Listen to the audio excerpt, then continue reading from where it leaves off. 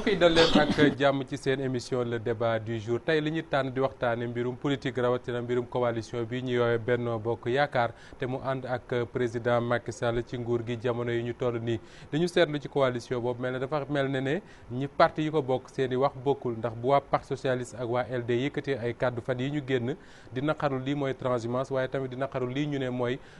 ñu bokk ak président Macky Sall ci wàllu njabootam nekk ci nguur gi waa APR ne du ngeen ko fi waxee ndax mënoo nekk ak ay nit ba pare di génn di leen xalab ci yoon wi boobu tamit fekk parti bi ñu woowee PIT muy parti de l'indépendance et du travail ci jàngat réew mi lañ ci wax moo di ne bari na sax ay mbir yoo xam ne mi ngi dox ci réew mi jëm ci wàllu économie waaye am na ay yoo xam ne yu ay jeexital yoo xam ne manqué na lool te war nañ ko waxtaane ba trouver ci ay solution mbokk yi ci lañ nar a waxtaane tey ci débat du jour maam mbégte lool di ci ànd ak Ibrahima Sène responsable la ci parti bii di PIT nga xam ne Maguette Thiam moo ko jiite Ibrahima Sène maa ngi lay nuyu di la dalal jàmm. maa ngi lay fay. ci waxtaan tamit ñu ci ànd ak Ousmane Baro Dione mi ngi bokk ci APR Alliance pour la République muy parti wu président Macky Sall Baro maa ngi lay nuyu. maa ngi lay fay Moustapha. mbokk yi ñuy seetaan ñu leen di fàttali tamit ne débat du jour su ngeen ci bëggee bokk da ngeen di woote rek ci 88 628 99 114 ñëw dugg ci waxtaan wi wax seen soxla lépp rek ñu wax ko ci teggin waaye tamit ñu koy tënk ndax waxtu wi moo xaw a gàtt lool Ibrahima Sène ci yow la ñuy commencé suñu waxtaan. waa LD yéen a bokk benn coalition pour Benno Bokk Yaakaar fan yi ñu génn ñu yëkkati ay kàddu ne ñi ngi naqarlu transhumance waaye ñi ngi naqarlu tamit gis nga xam dañ koy gis ak ñu bokk ci président Macky Sall ci famille nekk ci nguur gi bi nga déggee wax jooju da nga bokk ci ñi ne waruñu koo wax wala da nga yaakaar ne dëgg la rek guñ wax comme ni ko Sénégalais yu bari seetloo. waaw man dama xamul luy sama yoon ci lu LD wax. ne LD am na droit wax gis-gisam man am naa droit wax sama gis-gis. loolu mënul war a tax ñi xuloo wala nga yow yéen a bokk mbir am na lu demee nga gis ko nga xam ne lii neexu la nga wax ko loolu ci nekk non en tout cas man yaakaar naa ni kër bu ko ay nit bokkee xiiroog ngaayoo du ci ñàkk waaye du loolu mooy tas kër bu fekkoon ne xiiroo ak ngaayoo dana tas kër kon kër dootul am ci Sénégal ci àddina sax kon bokk ñi ni seen xel dana ko war a delloosi te xam ni ñun li tax ñu ànd ak Macky Sall du ay waxantu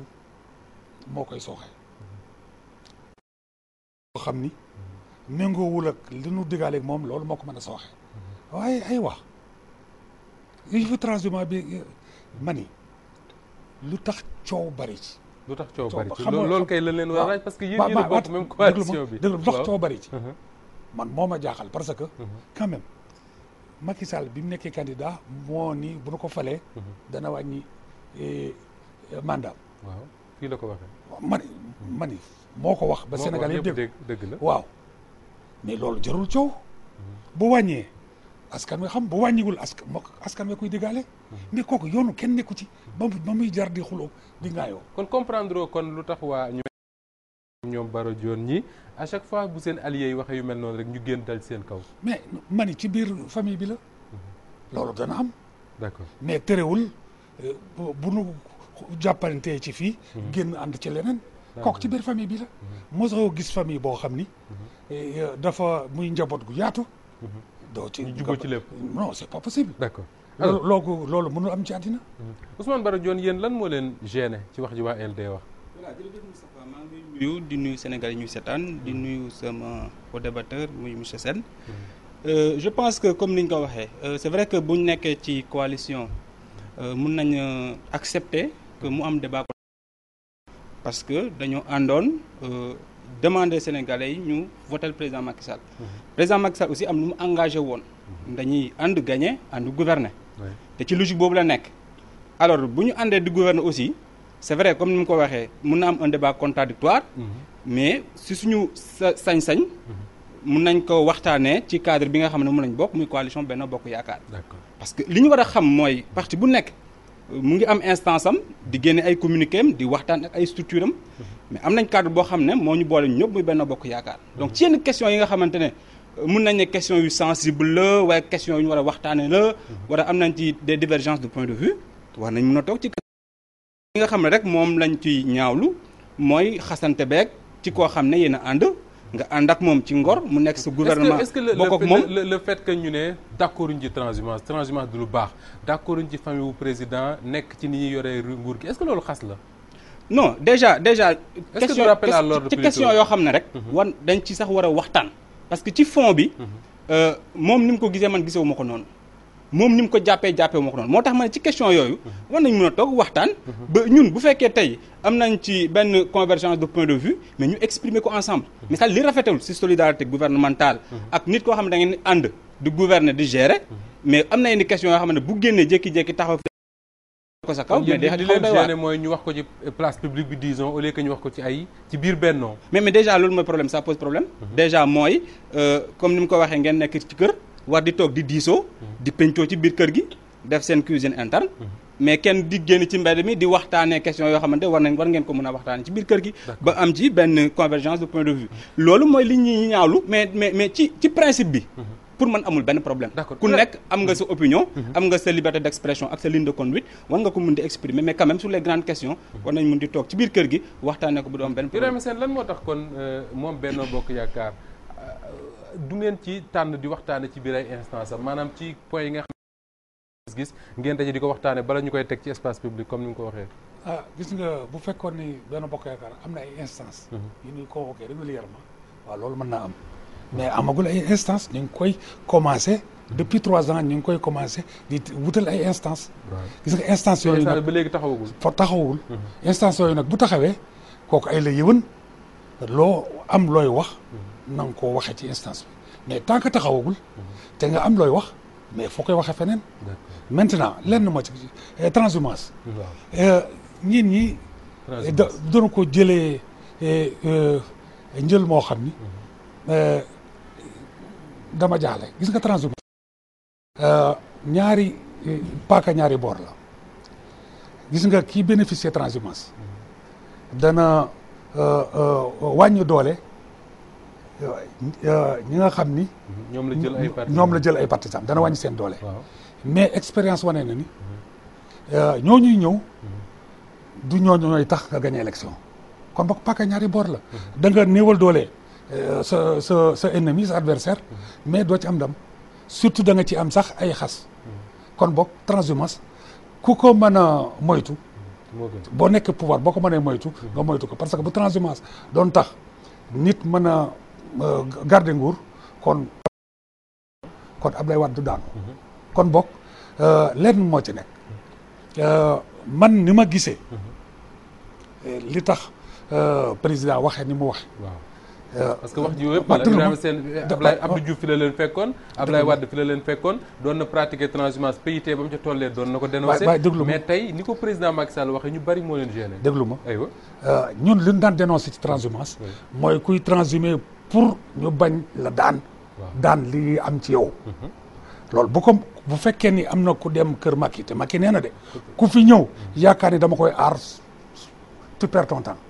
maintenant bu fekkoon nag ni dafa ñëw ni ku ñëw ma aar la wax Abdou Diouf ak la naan wax Abdoulaye Wade duñ ci jógee maintenant ma ni moom li mu wax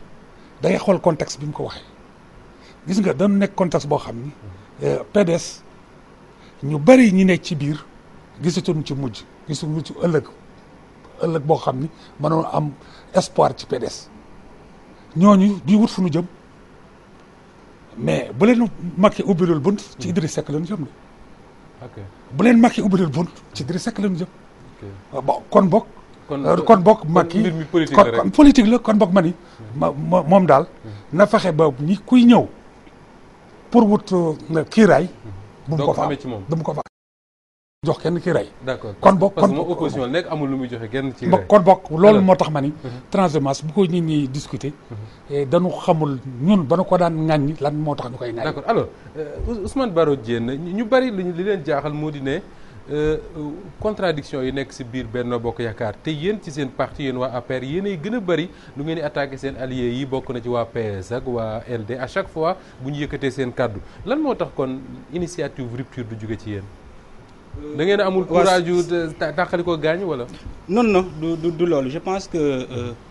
comme ni ñu ko waxee sànq tu sais dans le parti il est vrai que am nañ ay structures ay instances am na responsable yoo xam ne mun nañ génn joxe seen xalaat mais xalaat bi ñuy joxe du xalaat président de la République je pense que président la mu waxoon démb ak barki dem ci la nekk mosoo dégg ci ay communication muy ŋàññ waa PS alliés tey coalition Benno Bokk Yaakaar le président a réaffirmé alors son engagement pour maintenir ko nekk en bon terme avec ses alliés te loolu dañ maintenant un responsable mun na génn demander le parti social mu déterminé wu loolu c'est tout à fait normal mais encore une fois du la voix officielle du parti ki nga xam ne moo jëloon engagement ànd ak ñoon ci ngor alors mun a liggéey pour Sénégalais yi maintenant sur la question de la transhumance comme ni ñu ko waxee sànq moi je pense que y a deux choses de transhumance maanaam jógee nekkoon ci nguur daanu ñu wut si waat ànd ak ki nga xamante ne moom mooy nguur gi te sa ambition lay motiver mooy benn nga am poste de responsabilité wala ñaareel ba mooy nga luubal xaalis ñëw pour mais loolu nañ koy condamner le président Macky Sall a dit fermement nee na du mos a protéger képp koo xamante ne da nga jël ay deniers publics fooye ko nekkoon ci l'ancien régime ñëw ne da nga koy jàppale alors xalaat ne tey président de la République soutien bi nga koy manifester dina tax mu protéger la te loolu Sénégalais dañ koy ñaawlu ñun waa APR dañ koy ñaawlu président Macky Sall est ferme là-dessus képp ku ko yaakaar xamal ne tey bu la yoon waree topp da lay topp du parce que da nga ñëw ànd ak président de la République que kenn du la wax mais deuxième chose également mooy course bi ñuy def effréné pour avoir des responsabilités mais beneen invite bi ñuy def mooy nit ñi aussi les acteurs politiques fi leen di Sénégalais yi di xaar mooy ñii di jël seen responsabilité ak seen courage à deux mains bu fekkee da ngay nekk acteur politique am benn gëm-gëm am benn gis-gis je pense que da nga ko war a assumer en toute responsabilité pour la plupart duñu leen ne woy ñëw leen mais nit ki mooy ñëw ne woy dama lay jàppale jëliwu leen kenn non pourtant gis nañ ku mel ne Mbaye Ndiaye Moustapha Cissé Lo di wër Sénégal di présider ay meeting de ralliement non mais c'est-à-dire que tey bu fekkee ne nit ñëw na manifester ne dama lay jàppale si te dama ko bëgg a jëmal fësal ko ba Sénégalais yëpp xam ne yow laa àndal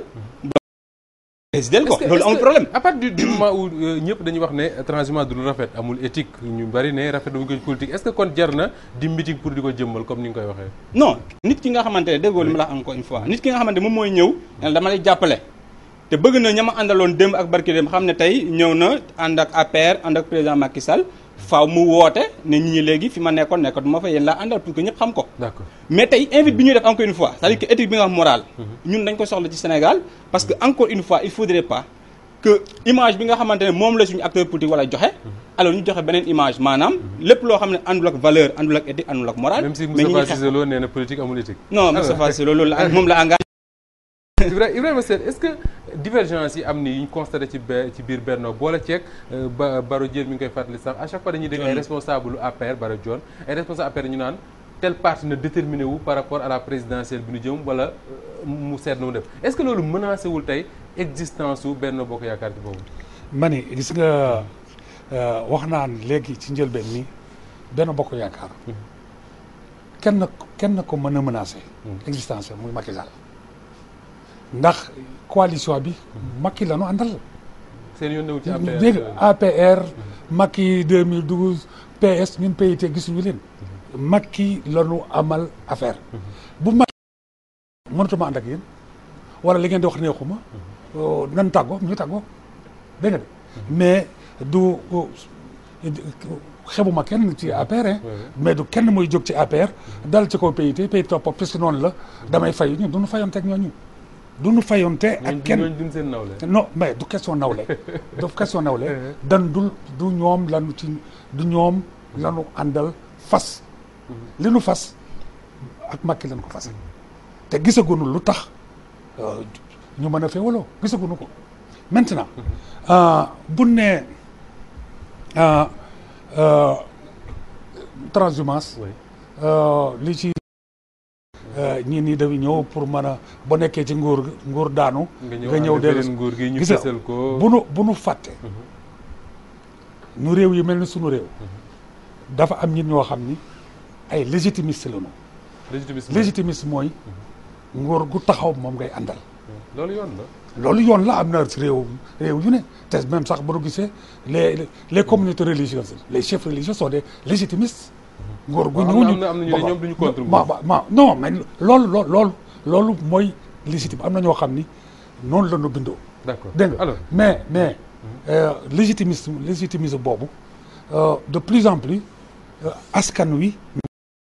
loolu moo tax mu di coow. d'accord alors waxtaan dañ koy bokk ak ñoo xam ne dañuy bëgg dugg ci waxtaan ne ci biti dafa mel ne am na ku ne ci téléphone bi Modou allo. waaw allo. salaamaaleykum.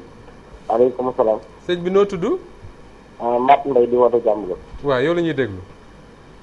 ñu de seen ànd bi ni ma ko gisee nii. nekkul ànd boo xamante ni ànd boo xam ne dal na xolu Sénégal yi parce que ànd boo xam ne chaque jour ñu ngi wax débat yoo xamante ni ñoomu neen seen biir ñooy xulwaante kii ne man Macky Sall rek moo ñu ko téye moom la ñu àndal moom la ñu déglu parce que am ay ñi nga xamante ni APR la ànd tey bi Macky 2010 ñoom tey gannaaw yàlla li am tey bokk nañ ci bi nga xamante ni participé nañ ci parce que Macky Sall moom li ko fal nekkul coalition yi de Sénégal yi ñoo di war ba nga xamante ni day doon ci nguur gi ci nekkoon léegi amoon yéene pour changer ñoom buñ àndoon ak Macky Sall buñ ko bàyyi woon day falu buñ ko ñàkkoon ànd ak moom day falu kon ñoom dèjà li leen ñor mooy seen poche donc les Sénégal yi ñorul leen. d'accord amul lu ma ci wax. d'accord alors moom nee na coalition moo fa Macky Sall Sénégalais yi ko fal du ay coalition donc ngeen ànd ak moom ngeen bañ a ànd ak moom Sénégal dina des xam naa ne bokkul ak li ngay wax yow Ibrahima. non mais am na droit gisee ko noonu. très bien mais ki nga xam ni. mooy ndey mbili. xalaatewul noonu Macky Sall xalaatewul noonu. xalaatewul noonu si wax na leen xalaatewul noonu. kon du nii. dama ànd ak benn bokk yaakaar gagné. d'accord ànd ak moom gouverner. d'accord bu ko xalaatul woon. alors Ousmane Baro waa ji am na droit wax ko neex tontu yiy jugee ci waa APR. di wax naan parti bu mel ne LD ñu ne représenté wul dara bokkatul ci élection est-ce que tontu boobu la ñuy xaar ci parti boo xam daf ne moom mooy moteuru coalition bu mel ne Benno Bokk Yaakaar. non wax jooju man ànduma ci. Moustapha je pense que mos naa toog fii sa plateau ne la lépp luy xarab. bépp baat boo xam ne boo ko yëkkatee. waxuma la ki nga koy adressé mais sénégalais sax duñ ko rafetlu mën nañ ko éviter. parce que quand même bu fekkee da nga ànd ak nit ci ngor ba ngeen ànd quel que soit sa représentation parce que bi ngay dem ci moom di wax daan ak moom. xooloo sax loolu wala am nga loo soxla ci moom. donc bu ngeen àndee tamit ba gagné je pense que mun nañ rafetal cadre bi àndin bi. alors li nga xam ne rek peut-être moom moo am tuuti ci incohérence bu tax samay quelques camarades di demander yenn partis yi ñu déterminé wu. mooy ànd bi ñu ànd tey du gouverner ñu ci bëri ci seen ay responsable muy LD muy parti socialiste ñu ci nguur gi ànd ak Macky Sall. lépp lu xam ne xam nañ ko expertise boo xam ne am nañ ko. tey dañoo soxla pour que ñoom ñu ñëw exprimer ko fañ ko war a exprimer partager ak seen ay naataango yoo xam ne ils sont dans le gouvernement wala ci yenn direction yi. pour mun a jëriñ Sénégalais yi loolu la ñuy xaar. mais li ñuy xaar ak incohérence bi ak contradiction bi. ànd ak nit ki ngeen di liggéey bi pareegul nga mun a ñëw andi sa grain de sel wala sa xam-xam wala sa xalaat. mais defoo loolu nga nekk ci ay discours yoo xam ne wala ci ay questions yoo xam ne amul benn solo. ba pare di xarab loolu lañ ñaawlu. d'accord mais quand même sur les principes. de la contradiction amul benn problème. donc alors ñu dugg Ibrahima Sène ci beneen wax mooy loo xam ne ci résolution boo xam ne seen parti moo ko def muy PIT. ngeen wax ci wàllu économie du PIT muy un des rares partis yoo xam ne nee nañ à chaque fois bu ñu waxee danañ wax ci question yu mel noonu ngeen ne ci wàllu économie Sénégal am na ay avancées yu ci def waaye ngeen ne des na lu bari lool ci ban base ngeen tegu pour wax loolu. ba yoo koy wax même président. waaw mu ngi koy wax. ngeen ne les attentes sont loin d'être satisfaites. mais moom le président di wax moo tax mu ni. yaakaar na ni PSM boobu. programme Sénégal émergence dana ko mën a dimbali pour mën a faj attente ndax li ci des bari na. dégg nga de kon bokk li nu wax safaanawul ak li mu wax. ci yan poñ ngeen taxaw pour wax loolu. mais yi nu poñ yu nu taxaw lan ni avancé na. loolu mooy dañ ni bu fekkee ni da ngay seet kattanu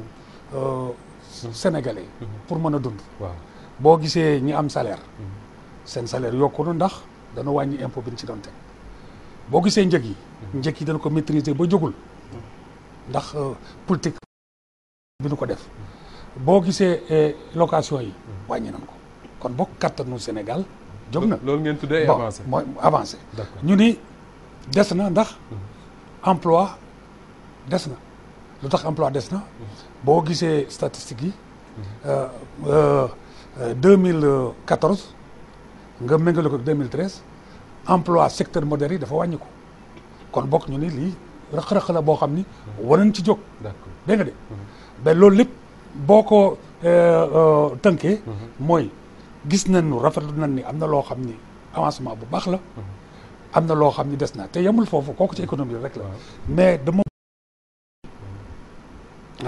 Sénégalais yi sofuñu. aywa am na ku ne ci ligne bi ñu jël ko Ibrahima Sène nga jéggal ci dagg. allo aywa waaw yow la ñuy déglu allo salaamaaleykum. maaleykum salaam. waaw Amady Diallo Wakam. Amadou Diallo Wakaam yow la ñuy déglu. waaw ñoo ngi rafetlu vraiment seen émission bi. jërëjëf. di leen ñaanal vraiment wante ñi nga xamante ni vraiment ñoom ñooy Benno Bokk Yaakaar nekkuñu defe naa intérêt askan wi ñoom bi nga xamante ni gunge nañ Macky Sall ba léegi ci seen ay intérêt la ñu dox mais intérêt askan wi parce que amul kenn koo xamante ni askan wi dana am jafe-jafe ñu génn si benn boo leen déggee ñu dajee rek parce que dafa am élection yu war a am mu xool fan la ñuy féete pour mën a naxaat askan wi pour mën a vraiment reconquérir alors en surface askan wi parce que moom mu ngi wax affaire transiment Ousmane Sène moom Sène moom noonu monsieur Sène daf daan acharné si jamonoy Abdoulaye Wade daf daan acharné si moom gudde bëccëg bon alors si Koudou Ndiaye moom daan la wax awa Koudou Ndiaye ñoom ñoo pasare xaalis bi dañ ko daan campagne mënu ma dak ñoom ñu campagne awa Koudou Ndiaye campagne encore le bay la wan si LONASE la mu doon def si LONASE ñu raxas leen ba mu set dugal ko ànd alors mu ànd ak gorom daal di ànd ak gorom bu pare ñu daal di koy raxas ci justice te ñoom waxuñu ci dara ñu gis alors justice bi encore jàpp ay opposants yoo xamante ni parti constitutionnel la alors boo xam ne dañ ko taxawal ci démocratie ñu jàpp ay militants 27 personnes ñu jàpp ay tëj leen. ñoom ñu noppi si. sëñ bi Diallo dégg nañ bu baax li nga wax moom li muy wax mooy def ñu dellu rek que ni li nga doon wax sax que ni am na ñoo xam ne nee na dañ leen a doon topp ñu transhumé ànd ak Macky Sall ñu raxal leen ban seet yow waxoon nga sànq ne loolu d'accord ci mais nee na ni nga koy waxee ak ni nga ko daan waxee li bu njëkk bokkul leen li mooy yaa ngi woon ci wàllu économie. waaw dama ni li tax Macky Sall ñu fal ko du yamul woon rek ci économie yemoon na ci eggoon na ci li nu war a soppi ci yoreenu réew mi. waaw ak doxalinu réew mi. def naa loolu moo indi réduction des comptes. waaw bon concept yooyu yëpp. kon bokk bu ñuy wax ay résultats yu baax. yooyu mi ngi ci. maintenant nga may ma rek. ma tontu sama waa dégg ci problème non ma tontu sama waa ji waaw d'accord parce que man Ablaye Wade bi may jàpp dégguma ko moom mu wax. d'accord Ablaye Wade bi may jàpp li mu tëj ci kaso dégguma ko moom muy wax. kon bokk lenn moo ci nekk. yoon bu la tuumaale jàpp la demal wut ku la layool ba nga génn ci dégg nga de waaye toog ci mbedd mi toppoo kenn du ko kenn du atte sama mbër kenn du tëj sama mbër kooku waxee caaxaan la. d'accord alors dekkoon nga ak Ibrahima Sène bu waxee buy évoqué yenn choix économique yi du ma ne Ibrahima Sène sa waa PIT laay wax yenn choix économique yi nga xam ne ñu ne dafa indi ay insuffisance ci performance su PSE. non man déjà li may xam ne moom laa bëggoon wax concernant le bilan de mi-parcours parce que quand même président Macky Sall ñoo ngi ko fal 7 ans mu jël engagement réduire ko à 5 ans mu def 3 années te tey mun nañ tax rafetlu jéego yi nga xamante ne def na ko ci secteur boo jël tey boo xoolee secteur social je pense que foofu la battre record bi du point de vue de la réduction des prix des denrées wàññeeku na bu baax tey le carburant wàññeeku na loyer bi wàññeeku na et cetera boo demee aussi ci pouvoir d'achat au Sénégalais yi. mais d'accord nga ni am na insuffisance ci mais bien entendu c'est-à-dire que mënuñu taxaw tey ne yëpp rafet na parce que tey liñ mën a xayma rek de façon globale mooy taux de croissance bi qui est aujourd'hui à 4,9 parce que tey booy xayma richesse bi nga xam ne à 8%. non mais bien entendu parce que dafa am fu ñu jógee oui dafa am fu ñu jógee donc bu ñu jógee ay 2,11 ñëw tey ba 4,9 ça veut dire que tey ñu ngi ci dynamique bu baax xam ne moom le président jël à travers le plan Sénégal émergent dafa am ambition yóbbu ko à 7%. D'abord pour le plan d'action prioritaire d'ici à 2018 mais d'ici à long terme am nañ ci benn ambition am un taux de croissance à 2 chiffres. D'accord. Donc ça veut dire que aujourd'hui le Sénégal richesse bi nga xam ne créé nañ ko te ñu mun ko xayma à travers le taux de croissance am na solo boo xamante ne tey on a encore le droit d'espérer que d'ici par exemple. d'accord 2017 alors leneen loo xam ne aussi waxtaanee ngeen ko Ibrahima Sène te mu intéresse ñu bari mooy mbirum agriculture wax ngeen ne am na mesures yi ngeen ne dafa am insuffisance trop ci mesures yi nga xam ne moo jëm ci wàllu mbay mi pourtant ci moom moment bi si le président Macky Sall ak nguuram wax ne li ñu def ci baykat yi amul. mën nga ñu expliquer contradiction boobu entre les deux discours. non amul contradiction amul xamul contradiction parce que agriculture kenn du ko sosal ndax day am résultat dégg nga de waaw li nu gis ci agriculture bi doxul mooy dugub ji waaw production wàññi ko na bu baax wëtteen bi production wàññi ko na bu baax gerte gi production wàññi ko na tuuti waaye ceeb bi production yokku na bu baax